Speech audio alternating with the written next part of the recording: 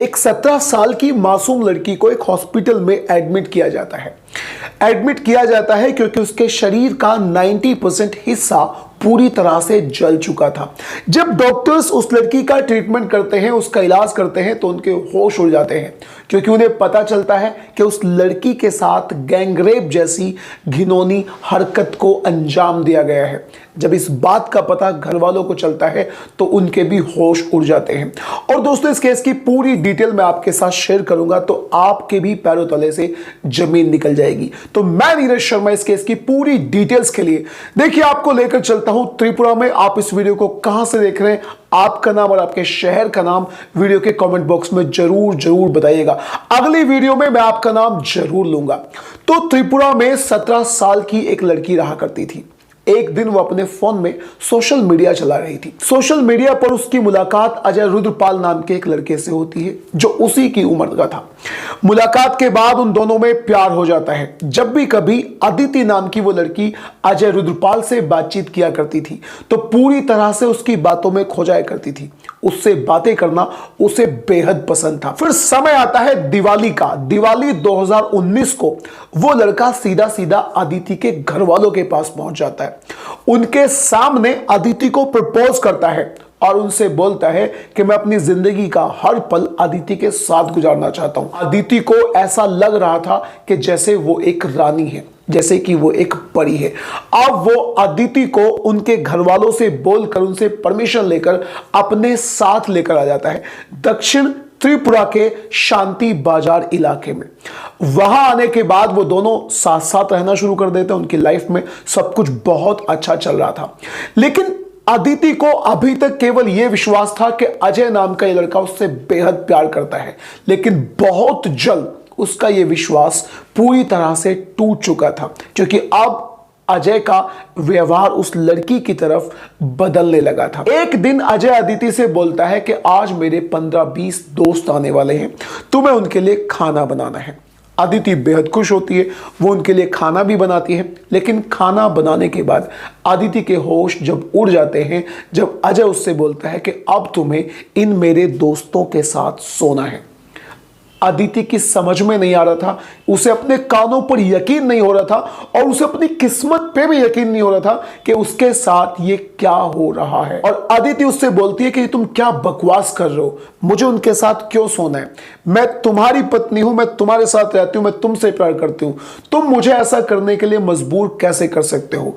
लेकिन दोस्तों, अजय रुद्रपाल ने अपना घिनौना रूप दिखा दिया और अपनी पत्नी को, अदिति को, जिसे वो अपनी पत्नी मान चुका था, जिसके घर वालों से वो उसे लेकर आ चुका था, उन 15-20 दोस्तों के साथ सोने के लिए मजबूर कर देता है।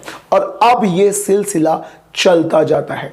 पूरे 2 महीने तक अदिति के साथ वो खुद, अजय खुद और उसके कई सारे दोस्त गैंगरेप करते हैं। उसके साथ गैंगरेप किया जाता है, उसे प्रताड़ित किया जाता है और जब भी कभी वो खाने के लिए कुछ मांगती थी तो उसे खाने के लिए भी कुछ भी नहीं दिया जाता।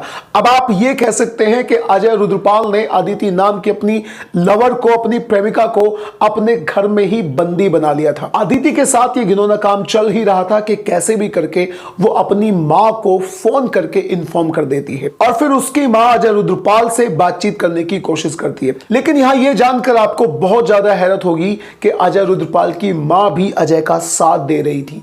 यानी अजय की मां भी उसको, अदिति को बेहद परेशान किया करती थी और जब वो उसके साथ गैंगरेप कर रहे थे तो वो भी उनका साथ दे रही थी। यानी उसने कहा था कि तुम्हें इसका साथ जो भी करना है, तुम इसके साथ वो सब कुछ कर सकते हो जो भी तुम्हारे मन में चल रहा होगा।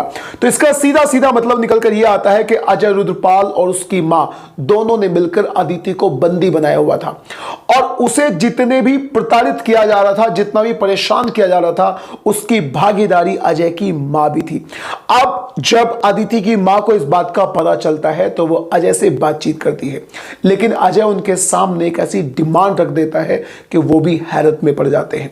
अजय उनसे बोलता है कि अगर तुम अपनी बेटी को मेरे पास से छुड़ाना चाहते हो तो पूरे 50,000 रुपए की रकम मेरे हवाले कर दो और अपनी बेटी को मेरे पास से छुड़ा कर ले जाओ। यहां पर अदिति की मां अदिति से बेहद प्यार करती थी, मरता क्या ना करता, वो उसको 17,000 रुपए की रकम दे देती है। 17,000 रुपए देती है और उससे बोलती है कि तुम अब मेरी बेटी को छोड़ दो। लेकिन अजय यहां पर नहीं मानता, वो बार बार जबरदस्ती कर रहा था और उसकी मां पर जबरदस्ती फोन करके बोल रहा था कि तुम्हें बाकी के पैसे भी देने पड़ेंगे, अगर तुमने बाकी के पैसे नहीं दिए तो फिर तुम्हारी बेटी अदिति का मैं वो हश्र करूंगा जो तुमने कभी सोचा भी नहीं होगा। अदिति की मां सीधा पुलिस वालों के पास जाती है, लेकिन पुलिस वाले कोई खास कार्रवाई नहीं करते। फिर दिन आता है 6 दिसंबर 2019 का। 6 दिसंबर 2019 को अदिति की मां ने अपना पूरा मन बना लिया था कि वो 2-4 लोगों को लेकर अजय के घर जाएगी। लेकिन 6 दिसंबर की सुबह सुबह अदिति की मां के पास एक फोन आता है।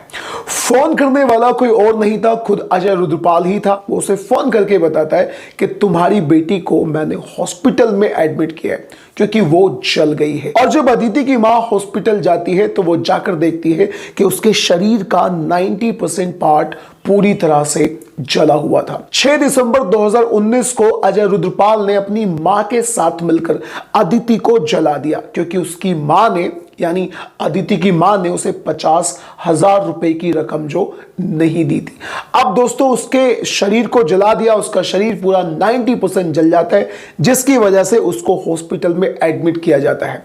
अदिति जो अजय रुद्रपाल पर बेहद विश्वास किया करती थी, उसके साथ जीने मरने की कस्में खा चुकी थी, यहां तक कि बगैर शादी के केवल प्रपोज करने के बाद ही वो अजय रुद्रपाल के पास रहने के लिए चली जाती है। लेकिन उसने उसके साथ क्या किया?